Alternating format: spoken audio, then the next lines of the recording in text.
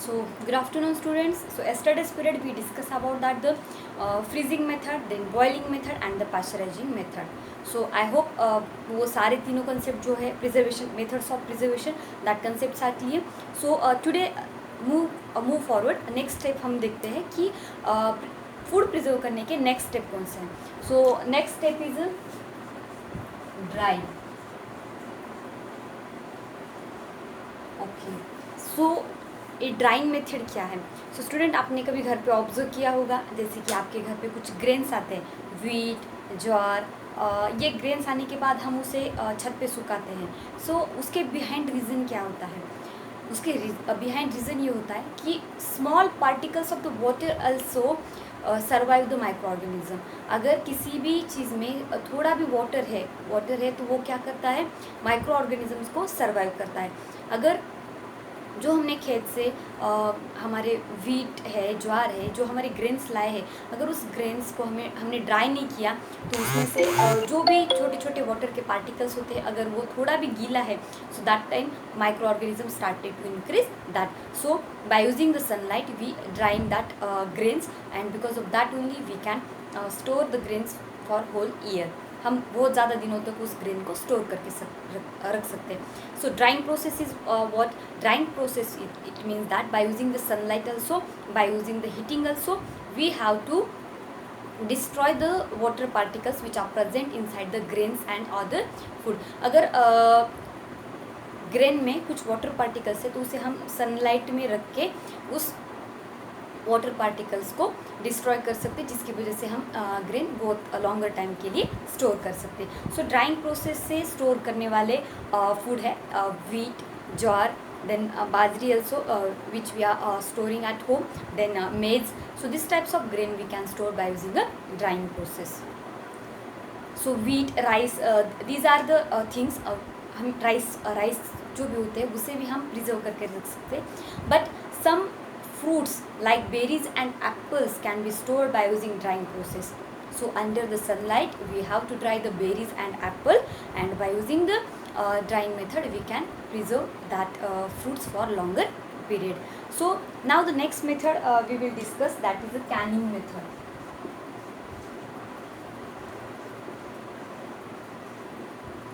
Okay, so canning method means what. Canning method ये है कि after the heating we can seal the jar, we can keep the food into the can or the jar.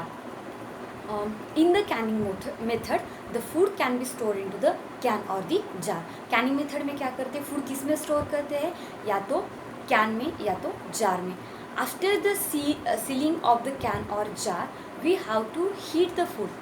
हमें क्या करना है उसके बाद उसे हीट करना है to destroy the micro organisms. Heating के बाद क्या होता है माइक्रो ऑर्गेनिज्म डिस्ट्रॉय होते हैं. सो कैनिंग मेथड में हमें जो भी फूड है वो फूड एक कैन में स्टोर करने हैं या तो जार में स्टोर करने हैं और उसे स्टोर करने के बाद हीट करना है. उसे स्टेरिलाइज मीन्स पूरी तरह से वो जिस जार में या तो जो कैन है हमारा उसमें माइक्रो ऑर्गेनिज्म प्रेजेंट नहीं होनी चाहिए. After the heating also if some micro organisms are there so they are going to destroy. So इस मेथड से हम लॉन्गर टाइम के लिए जैसे हमारा जाम है jam then fish some vegetables we can store for longer period. जैसे कि आप देखते हो कि बिग बाज़ार में हमें वहाँ पे बहुत ज़्यादा कैन दिखेंगे या तो कुछ जार दिखते हैं जिसमें वेजिटेबल स्टोर किए जाते हैं. जाम का भी आप पैक देख सकते हो वो स्टेरिलाइज किया जाता है. अगर जाम का पैक देखोगे आप तो उसके ऊपर एक सिल्वर कलर का कवर होता है. It means that it is sealed. वो सील किया जाता है और उसके बाद कैनिंग मेथड से उसे प्रिजर्व किया जाता है.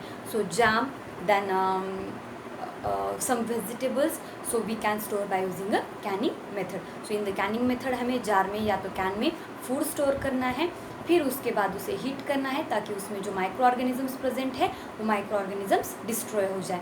सो once again revise which are the micro organisms. I think you know that the fungi and the bacteria are the microorganisms जिसकी वजह से हमारे फूड खराब होते हैं. Now move towards the next method. So next method is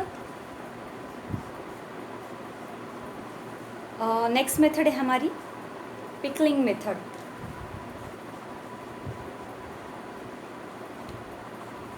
So in this method, in the pickling method, students, you know that some of the materials just like a salt, sugar, so these are the acidic materials. Okay, salt, sugar जो है वो क्या है, and vinegar, these are the acidic materials. And if you are going to add salt, sugar and the vinegar into the food, so that time we can preserve the food. जैसे acidic material से salt है, sugar है और the vinegar है, अगर हम उसे किसी फूड में स्टोर कर किसी फूड में हम डालते हैं तो उसके बाद हमारा जो फूड है वो कुछ टाइम के लिए हम उसे स्टोर करके रख सकते हैं. जैसे पिकल बनाना है तो पिकल में हम साल्ट ऐड करते हैं. सो साल्ट ऐड करने की वजह से उस एसिडिक प्रॉपर्टी की वजह से वहाँ पे माइक्रो ऑर्गेनिजम्स इंक्रीज नहीं होते, जिसकी वजह से हम पिकल लॉन्गर पीरियड के लिए स्टोर करके रख सकते हैं. So in the pickle we add the oils also. हम पिकल में ऑयल भी ऐड कर सकते हैं, जिसकी वजह से पिकल का और जो हमारी एयर प्रेजेंट है उस एयर का कांटेक्ट नहीं होता है, और एयर में जो माइक्रो ऑर्गेनिजम्स प्रेजेंट है वो पिकल के अंदर एंटर नहीं करते, जिसकी वजह से हम लॉन्गर टाइम के लिए पिकल हमारा स्टोर कर सकते हैं. So in the pickling method the some acidic materials like salt, sugar and the vinegar, अगर हम किसी भी फूड में ऐड कर देंगे तो उस फूड को हम लॉन्गर पीरियड के लिए स्टोर करके रख सकते हैं, because they are having that capacity. Salt, sugar और विनेगर में कैपेसिटी है कि अगर किसी भी फूड में हम उसे ऐड करेंगे तो उस वहाँ पे माइक्रो ऑर्गेनिज्म डिस्ट्रॉय हो जाते हैं और फूड हम मैक्सिमम टाइम के लिए प्रिजर्व करके रख सकते हैं. And the student last method of the preserving that is vacuum packing.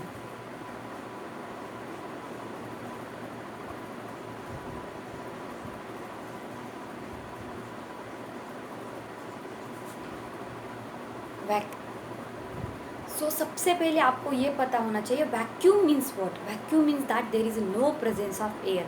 Vacuum का मतलब ये होता है कि वहाँ पे एयर प्रेजेंट नहीं होती है. तो वैक्यूम पैकिंग कैसे करते हैं? Without oxygen. Okay, air tight packing.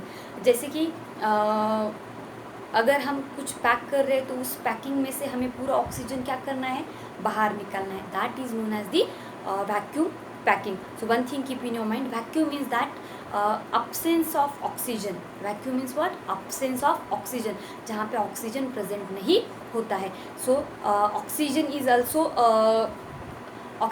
Responsible to grow the micro organisms. Oxygen की वजह से माइक्रो ऑर्गेनिजम्स ग्रो होते हैं. तो उसे प्रिवेंट करने के लिए हमें एयर टाइट पैकिंग करनी पड़ती है. सो एयर टाइट पैकिंग करने की वजह से उस फूड में माइक्रो ऑर्गेनिजम्स ग्रो नहीं होते और वहाँ वो फूड स्पॉइल नहीं होता है. जैसे मीट, देन सम वेजिटेबल्स. अगर हमें वेजिटेबल्स भी कुछ बहुत टाइम के लिए प्रिजर्व करके रखने हैं तो हम उसे वैक्यूम पैकिंग करते हैं. Then meat also and again cheese. Okay, cheese का भी जो पैक होता है, जैसे आप मार्केट से कभी लाओगे तो चीज़ का पैक भी आप देखो वो वैक्यूम पैकिंग होती है. सो वहाँ पे ऑक्सीजन का प्रेजेंस नहीं होता है, एयर टाइट पैकिंग होती है. So students, these are the remaining methods. So इससे पहले हमने 3 मेथड डिस्कस किए थे yesterday's period. That is a freezing method, boiling method and pasteurisation method. Then next one is a drying method. इसमें हमें जो भी ग्रेन है उसे ड्राई करना है, like wheat, rice and the maize also. So in the canning method में हम जार और कैन में फूड स्टोर करके रख सकते हैं. After the storing the food we can heat. Okay, store करने के बाद हम उसे हीट कर सकते हैं. Then pickling method. In the pickling method we can add the acidic materials like sugar, salt and the vinegar to preserve the food for longer period. And the last one is a vacuum packing. Vacuum packing means the absence of air. In the absence of air we can store the food for longer period. So students, these all are the methods of the preservation of food. I hope you got all the methods. और इससे related जो new words है, so after this video I am going to send, so that you have to write down on one page one word 3 times and then send me on my personal mobile number. Otherwise just attach the file to the school app link. Okay, so for today, thank you very much students. We will meet tomorrow. Thank you.